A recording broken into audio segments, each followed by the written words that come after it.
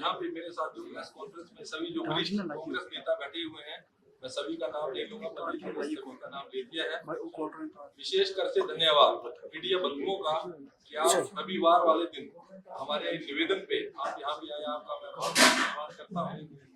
मैं आपको बताना चाहूंगा कि जिला कांगड़ा के आपके बेटे को, आपके भाई को, जो एक आम कार्यकर्ता को देश के सर्वोच्च सदन में पहुंचने पर, राज्यसभा पहुंचने पर पहली बार मैं आपके साथ जो एमपी राज्यसभा बनने पे मुखातिब हो रहा हूं, तो मैं आपका तहे दिल से फिर धन्यवाद करता हूं।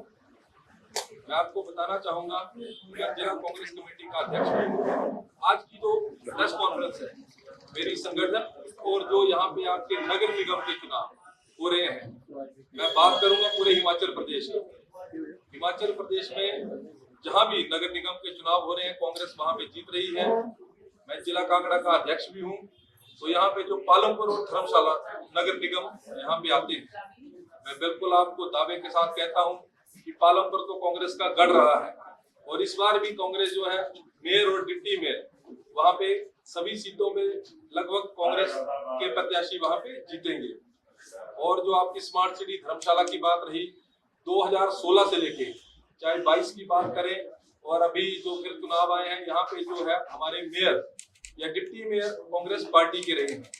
यहाँ पे कांग्रेस पार्टी संगठित है, हर एक वार्ड में हमने कैंडिडेट दे दिए हैं। जो हमारे उम्मीदवार हैं कुछ एक नए चेहरे और जो युवा और साथ में जो कई हमारे जो अनुभवशाली जो हमारे व्यक्ति हैं, कई समय से यहाँ पे चुनाव लड़ रहे हैं और जो यहाँ की भौगोलिक परिस्थितियों को जानते हैं, उनको कांग्रेस पार्टी ने टिकट दिया है। तो बिल्कुल कांग्रेस पार्टी पूरी तरह संगठित है, और यहाँ पे जो है हम धर्मशाला में भी जो नगर निगम का चुनाव जीतने जा रहे हैं। बिल्कुल यहाँ पे भगवान की कृपा से जो है और पार्टी हाईकमान की कृपा से यहाँ पे जो कांग्रेस के मेयर और डिप्टी मेयर बनेंगे। रही बात धर्मशाला की, अगर मैं धर्मशाला के विकास की बात करूं तो इसमें मुख्य योगदान कांग्रेस पार्टी का रहा है। बात हो चाहे स्मार्ट सिटी की, मैं बात करूंगा किसी स्मार्ट सिटी के लिए जो है कांग्रेस के समय में यहाँ पे स्मार्ट सिटी बनी। मैं यहाँ पे रोड्स की बात करूं, चाहे कंक्रीट रोड है, चाहे यहाँ पे जो पेवर ब्लॉक्स के रोड है, जो आपके वॉकवेज है, और अपने जो जितने भी शहर में सुंदर पार्क बनाए गए, ओपन एयर जिम बनाए गए, जो आपके faecal sludge sewage treatment plant जो यहाँ पे बनाया गया, और जो भी स्मार्ट सिटी में चाहे अंडरग्राउंड केबलिंग के प्रोजेक्ट हैं, आपके जो स्ट्रीट लाइट के प्रोजेक्ट हैं, वो कांग्रेस सरकार के समय में आए, ना कि किसी व्यक्ति विशेष का इसमें कोई रोल रहा है। तो कांग्रेस पार्टी की देन से ही धर्मशाला जो है स्मार्ट सिटी बनी। यहाँ पे जो काम हो रहे हैं, जो पिछली भाजपा सरकार के समय में यहाँ पे काम नहीं हो पाए, लेकिन अब फिर सुचारू रूप से यहाँ पे काम हो रहे हैं। मैं बात करूं जो एयरपोर्ट एक्सपेंशन की, अगर सबसे ज्यादा फायदा, क्योंकि यह हमारी टूरिज्म की, जिला कांगड़ा की टूरिज्म की राजधानी है जो धर्मशाला जो है, तो सबसे ज्यादा जो फायदा है जिसके लिए प्रदेश सरकार और प्रदेश के मुख्यमंत्री प्रयासरत हैं, तो अगर यहाँ पे एयरपोर्ट एक्सपेंड होता है तो सबसे ज्यादा फायदा यहाँ की आर्थिकी, यहाँ के पर्यटन, जिला कांगड़ा के पर्यटन और विशेषकर धर्मशाला के पर्यटन के ऊपर पड़ेगा। तो एक बहुत बड़ी सरकार की सोच है। चाहे आप जो मिल्क प्लांट की बात करें यहाँ पे, या आपका जो कन्वेंशन सेंटर है, ये हमारी सरकार माननीय मुख्यमंत्री की सोच है। धर्मशाला की जो विकास में सिर्फ जो कांग्रेस का योगदान रहा है, तो बिल्कुल हमारी पार्टी पूरी तरह संगठित है। प्रदेश कांग्रेस कमेटी की तरफ से यहाँ पे जो ऑब्जर्वर की ड्यूटी लगा दी गई है, मुझे भी पार्टी की तरफ से, क्योंकि मैं जिला अध्यक्ष हूँ, तो जिला कांगड़ा में धर्मशाला और पालमपुर में जो हमारी भी यहाँ पे जो ड्यूटी लगाई गई है, तो बिल्कुल जो यहाँ पे हम पार्टी पूरी तरह काम करेगी और अपने जो कैंडिडेट को यहाँ से जिताएगी। और मैं एक बात करूं, जो मेरे में बहुत एक बात यहाँ पे सभी एक आचरण वाली बात मैं आपसे बात कर रहा हूँ। यहाँ पे एक भाजपा नेता है, वो सवेरे उठते हैं, हम जब सवेरे उठते हैं तो हम भगवान का नाम लेते हैं, हम अपने जो परिवार का नाम लेते हैं। यहाँ पे एक भाजपा नेता जो है, उनकी दिनचर्या शुरू होती है माननीय मुख्यमंत्रियों को गालियां निकाल के। उनका जो है सवेरे मैनिफेस्टो होता है कि माननीय मुख्यमंत्री को गालियां निकालनी। ये कोई हमारे देवभूमि है हिमाचल प्रदेश, ये हमारे संस्कार और आचरण में ये चीज नहीं है। मैंने कभी भी जो नेता है उनको ये बात करते नहीं देखा कि जो धर्मशाला के विकास के लिए कोई बात करें, बस उनका एक मैनिफेस्टो होता है कि माननीय मुख्यमंत्री को कैसे गालियां निकाली जाए। तो आज जनता बड़ी समझदार है, जनता सब कुछ देखती है। ये कोई शब्द क्या हिमाचल के लोगों को ये शब्द शोभा देते हैं कि किसी को बोलना कि आप छोटे कद के हैं, एक मुख्यमंत्री के बारे में टिप्पणी करना। हिमाचल प्रदेश के तो 70% लोगों के कद जो है छोटे हैं। तो ऐसी चीजों के अगर किसी भाजपा नेता की बात करें, जो माननीय प्रधानमंत्री जी की बात करें, किसी के भी बारे में निजी जो है टिप्पणी करने से हमें गुरेज करना चाहिए। ये आपके संस्कारों को और आपके आचरण को पूरे प्रदेश में और देश में बताता है। तो इस चीज से जो है, जो सिर्फ भ्रम फैलाने का काम है, जो पार्टी में जो है, यहाँ पे मैं बात करूं जो भाजपा में आज जो विघटन है उसका कारण भी आपको पता है कि जो क्या कारण रहा कि कैसे यहाँ जो पुराने लोगों को, भाजपा के पुराने लोगों को यहाँ से बड़े सुनियोजित ढंग से यहाँ से हटाया गया। वो अपने संगठन में काम कर रहे थे। मैं तो जिला अध्यक्ष होने के नाते उनसे निवेदन करूंगा कि अगर वो कांग्रेस पार्टी की विचारधारा को अपनाते हैं, जो भी यहाँ से जो पार्टी से बिल्कुल जो बाहर किए गए हैं, बाहर का रास्ता दिखाया गया है, तो हम हमेशा तैयार हैं। कांग्रेस पार्टी के दरवाजे हमेशा उनके लिए खुले हैं। तो कांग्रेस पार्टी की विचारधारा को वो अपनाएं। आपको बताना चाहूंगा कि जिला कांगड़ा के आपके बेटे, आपके भाई को राज्यसभा जाने का मौका मिला। तो अगर मुझे राज्यसभा जाने का मौका मिला तो सबसे बड़ा मेरे ऊपर भगवान भोलेनाथ का आशीर्वाद और मेरे पार्टी हाईकमान का आशीर्वाद, मेरी पार्टी के प्रति वफादारी, चरित्र और ईमानदारी, उसके कारण मेरे को राज्यसभा जाने का मौका मिला। मैंने आज तक ना पार्टी छोड़ी, ना मैंने घर छोड़ा और ना मैंने अपना परिवार छोड़ा। तो यही है, इन्हीं कारणों के कारण पार्टी हाईकमान को लगा कि एक छोटे से गांव से, जो जिला कांगड़ा के भीड़ गांव से अगर मुझे राज्यसभा जाने का मौका मिला तो मेरे लिए बड़े गौरव की बात है।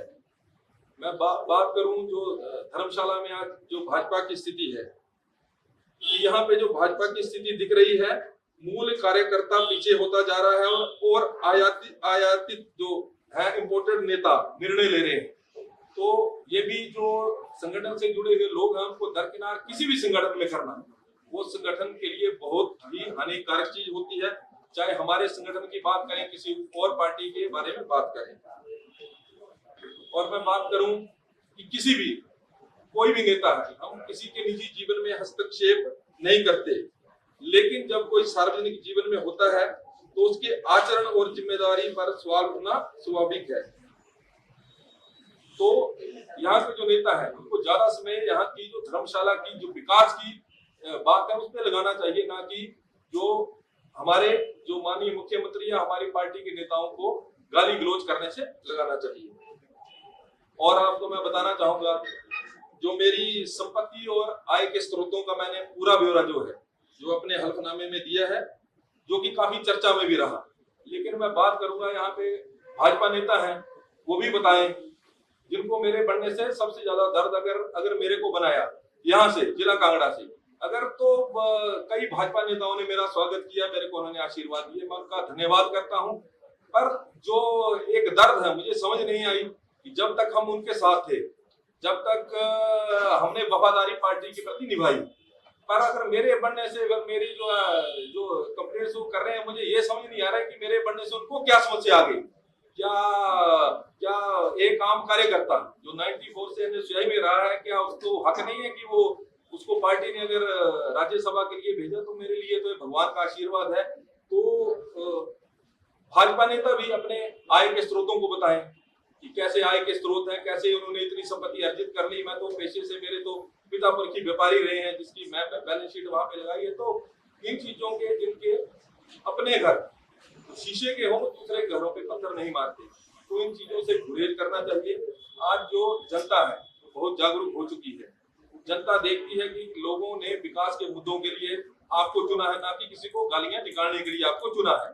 आपको मेन मुद्दा जो है यहाँ की जो धर्मशाला की विकास के ऊपर केंद्रित करना चाहिए। और रही बात जो मेरे मुद्दे, संसद में जो मेरे मुद्दे रहेंगे, मेरा सबसे पहला मुद्दा जो आरडीजी, जो हमारी जो ग्रांट जो है, जो यहाँ से बिल्कुल एक बड़े सुनियोजित ढंग से जो है बंद की गई है।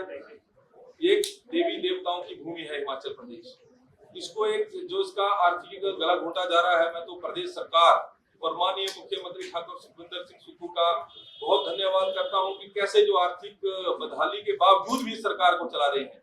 तो आरडीजी जो है मेरा सदन में प्रमुख मुद्दा रहेगा। मैंने हाल ही में 3 दिन का हमारा सेशन था 16, 17, 18 को संसद टीवी में मैंने एक इंटरव्यू भी दिया है। मैंने प्रमुख मुद्दा डीजी के लिए रखा है। साथ में मैंने यहाँ से जब हमारा 3 आपदा इस प्रदेश ने भुगती, 40,000 से लेकर 50,000 करोड़ रुपए का जो है यहाँ पे जो है हमारा नुकसान हुआ, तो मैं केंद्र सरकार से मैंने उस इंटरव्यू में विशेष पैकेज, जो आर्थिक पैकेज है हिमाचल प्रदेश के लिए जो है लगभग 50,000 करोड़ रुपए का विशेष पैकेज देने की भी जो गुहार लगाई है, क्योंकि हमारे साथ जो है हिमाचल प्रदेश में सुतेला व्यवहार हो रहा है।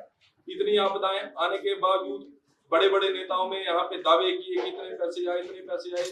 जो एयरपोर्ट पे भी माननीय प्रधानमंत्री जी ने जो 1500 करोड़ रुपए का जिक्र किया, अभी तक वो कागजों तक सीमित रह गया।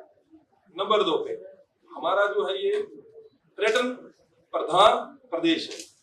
यहाँ की आर्थिकी जो है मैं बात करूं हिमाचल प्रदेश की, आपकी धर्मशाला की ये पर्यटन से आर्थिकी यहाँ के लोगों की पर्यटन से जुड़ी हुई है। तो कई एक मुद्दे हैं और कई एक परियोजनाएं हैं जो केंद्र से हम ला सकते हैं हिमाचल प्रदेश के लिए। हर एक व्यक्ति के हिमाचल की मेरे ऊपर नजर है, मैं बिल्कुल उनके मुद्दों को प्रमुखता से उठाऊंगा और जो भी हिमाचल प्रदेश के हित के लिए जो बात होगी उसको मैं आपका जो है सदन में इसको उठाऊंगा। एक प्रमुख मुद्दा जो रेलवे का, जोगिंद्रनगर पठानकोट जो रेलवे लाइन है हमारी रीढ़ की हड्डी है पर्यटन की, और एक हेरिटेज रेलवे है। मैं तो कई सालों से, जब हम छोटे थे 25 सालों से सुन रहे हैं कि ब्रॉडगेज हो रही है, ब्रॉडगेज हो रही है, लेकिन आज तक उसके बारे में कोई भी कदम नहीं उठाया गया। मैं आपको बताना चाहूंगा, जैसे ही मैंने 16 तारीख को शपथ ली, 18 तारीख को रेलवे मिनिस्टर वैष्णव जी को मैंने पहला पत्र जो है मैंने रेलवे के संदर्भ में मैंने अपने जो फेसबुक इस पे भी डाला है, मैंने उसके बारे में उनको जो लेटर दिया मंत्रालय में, उसमें मैंने सीधे शब्दों में कहा है कि इसको एक तो आप जो डलहौजी रोड से शिफ्ट कर रहे हैं, इससे क्या फायदा होगा, हमारे लोग जो है डलहौजी रोड से फिर पठानकोट के लिए जाएंगे, और जो कौम विस्थापित लोग हैं जिनकी आजीविका वहां से वो विस्थापित हुए जो लोग, और यहाँ पे नगरोटा, सूरिया, आपका कोटला आ गया, कांगड़ा आ गया, सभी लोगों का यहाँ पे रेलवे जो अभिन्न अंग रहा है, तो इसको इन चीजों से गुरेज करना चाहिए। और मैंने जो है जो माननीय मंत्री हैं हमारे रेलवे मिनिस्टर, मैंने उनको पत्र दिया है, और मैं 1-2 दिनों में जहाँ पे जो रेलवे से प्रभावी जो वहाँ पे संघर्ष समिति है, मैं उनसे भी मिलने जा रहा हूँ। तो मैं तो अपने जो सांसद भाई हैं, मैं पहले भी बोल चुका हूँ कि पार्टी लाइन से ऊपर उठ के प्रदेश हित की बात करनी चाहिए, ना कि आपस में हमें इन मुद्दों में उलझ के। तो ये हमारा प्रमुख मुद्दा रहेगा, और जो भी प्रदेश के मुद्दे रहेंगे उसके ऊपर मैं जो है बिल्कुल सदन में आवाज उठाऊंगा, ये मेरा फर्ज है। और अगर जो है आप लोगों के आशीर्वाद से और जो पार्टी के आशीर्वाद से मुझे राज्यसभा भेजा है, तो मेरा भी फर्ज बनता है कि मैं आपकी आवाज को जो है सदन में उठा पाऊं। और बाकी रही चुनावों की बात, कांग्रेस पार्टी जिला कांग्रेस कमेटी संगठित है। यहाँ पे बिल्कुल जो है जो डीसीसी की तरफ से भी जो बाढ़ में धर्मशाला और पालमपुर में अभी ड्यूटीज लगा रहे हैं। फिर मैं आपको दावे के साथ कहता हूँ कि दोनों नगर निगम जो है जिला कांगड़ा के, तो कांग्रेस की झोली में होंगे, और मेयर और डिप्टी मेयर जो है हमारे बने।